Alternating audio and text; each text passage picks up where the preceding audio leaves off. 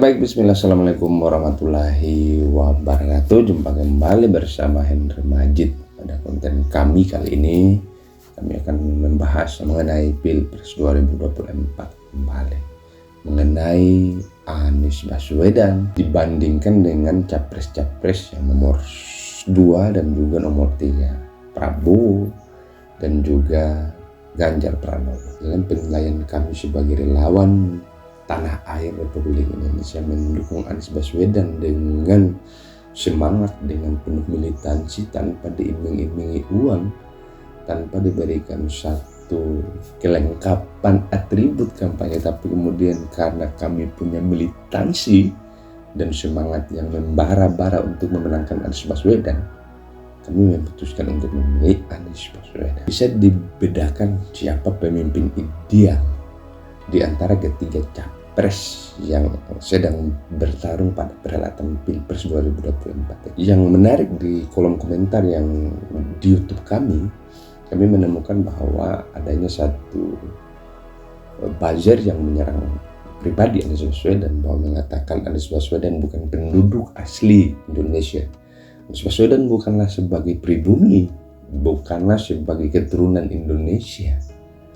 Lalu sebagai buzzer, kita masih mempunyai pemahaman yang seperti itu. Kita masih mempunyai pemahaman yang rasis seperti itu dalam kancah demokrasi yang sudah kita jalani, yang sudah kita tempuh pada mekanisme seluruh negara berdemokrasi.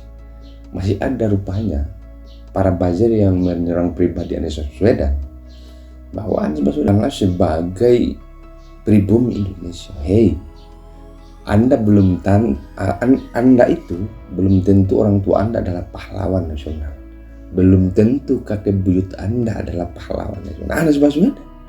Anies Baswedan mempunyai kakek, ya dia pahlawan nasional. Nah, artinya kita tidak kemudian akan menanggapi persoalan-persoalan remeh-temeh seperti itu.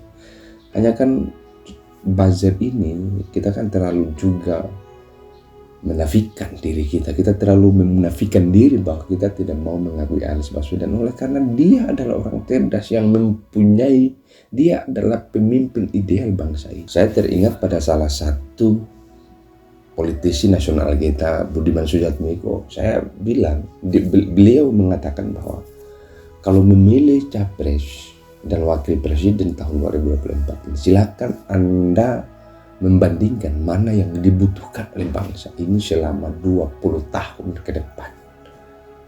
Saya ingin mengajak kepada seluruh masyarakat Indonesia, apa yang kita butuhkan untuk Indonesia 20 tahun ke depan, kalau bukan kecerdasan lebih. Dibandingkan dengan capres-capres yang lain, mohon maaf ya, dengan jujur kita harus mengatakan bahwa tidak ada yang mumpuni dan cerdas seperti kecerdasan Anies Baswedan. Beliau sudah terbukti di Jakarta. Prabowo bilang hanya omong-omong. Hey, lu nggak sadar bos, bahwa Jakarta disulap seperti itu atas kemauan, atas kehendak siapa kalau bukan Anies Baswedan? Itu atas prakarsa siapa kalau bukan Anies Baswedan? Terus you bilang hanya omong-omong. Bibir lu yang omong-omong. Tapi kita ingin supaya kita kembali kepada kampanye yang sehat, kampanye yang kita fair aja, bahwa Indonesia butuh pemimpin 20 tahun ke depan. Parameternya seperti apa? Kami menilai bahwa untuk 20 tahun ke Indonesia kita masih membutuhkan kecerdasan manusianya, kecerdasan daripada pemimpin. Sudah cukuplah kita bereksperimen. Sudah cukup kita dari 7 capres-capres yang sudah memimpin bangsa ini, sudah menakodai bangsa ini. Ya kita kan hanya uji coba saja. Kita seolah hanya bereksperimen. Mulai dari Megawati, mulai dari Gus Dur, mulai dari Jokowi. Ya kan kita seolah-olah kita bereksperimen terhadap bangsa ini. Siapa yang akan menjadi pemimpin bangsa ini. Sudah cukuplah kita bereksperimen. Sekarang Prabowo yang sudah rentan, tua dia kan. Tidak, ini secara produktif dia sudah tidak masuk secara di usia produktif. Artinya apa? Dia sudah tidak akan lagi menjadi pemimpin. Ya kalau dia punya keberanian sudah tidak akan maksimal. Kalau dia punya semangat, sudah pasti tidak akan punya semangat. Ya kan? Ya maka 20 tahun ke depan Anies Baswedan merupakan satu perwakilan yang utuh.